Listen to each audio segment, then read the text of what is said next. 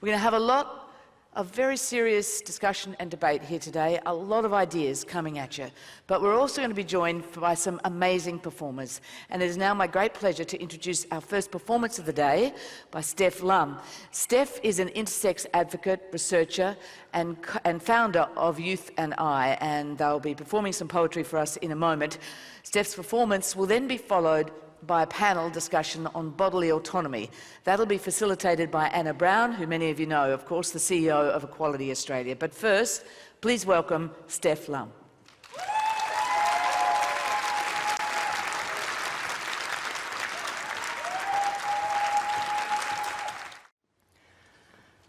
Grief is inevitable when we are raised to believe in others' reality for ourselves. You feel loss.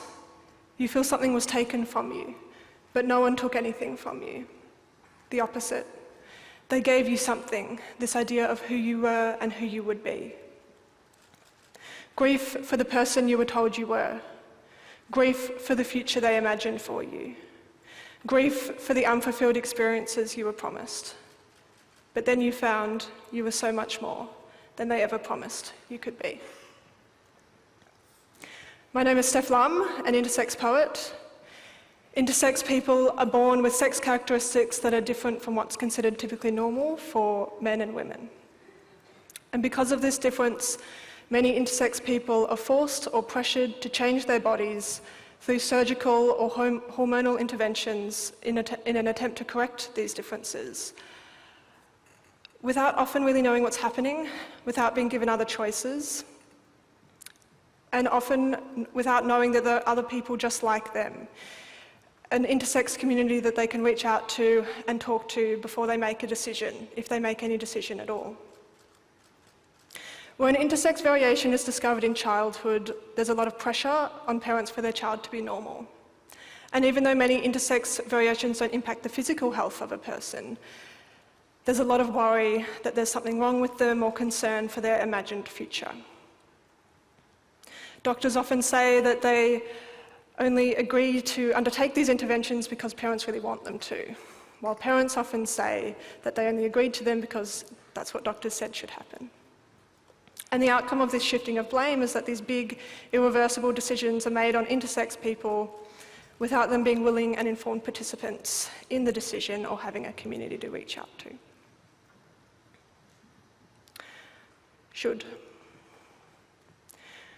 Should exists in your mind, not in her body. Bodies do not know what the word means. The body just is. Should is to imagine a state that does not exist. It is what you imagine she must be. It was not biologically predetermined she should have a typical girl's body. It is biologically determined how her body is, or at least it was. And now you should know, it never can be. Heart. You can't fix her because there's nothing to fix. She's already perfect. But you did change her. You made her into something you wanted her to be.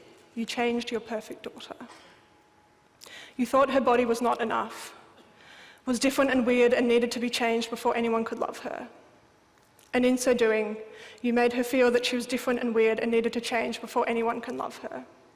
That her body is not enough. That she is not enough. Thank goodness you can't see how big her heart is. Otherwise, maybe you would try to cut that out too. Graduation day. You know what happened when they tried to make you normal. All those appointments you hated where they looked at you, touched you. It was actually a training program. It's called How to Hate Your Body or Become So Detached from It, It's No Longer Yours. It's quite a rigorous program, but when they start you early, it soon becomes your normal. It trains you to think about yourself in a certain way. There must be something wrong with you. It trains you to be unsure of boundaries, unsure if you can say no. It trains you to seek approval for your body from all the men around you. After all, they were the ones who got to say whether you had to come back. When they changed you, you wondered, am I normal now? You weren't sure, so you asked your mum. She said that now you'll be able to marry one day. You were 6. You still weren't sure. See, when they took something from you, they put something in its place. Doubt, the need for constant validation, a man to make you feel normal. What you didn't know then was that you would never be sure, not as long as you kept asking others to answer the question for you. But it's all part of the training program. They trained you to ask the question, and then it was time to graduate. You know, you're one of their most successful graduates for a time. Maybe that's why they took so many photos. Funny they didn't notice the flowers you got when you were leaving. I guess they didn't know then what yellow and purple orchids can do.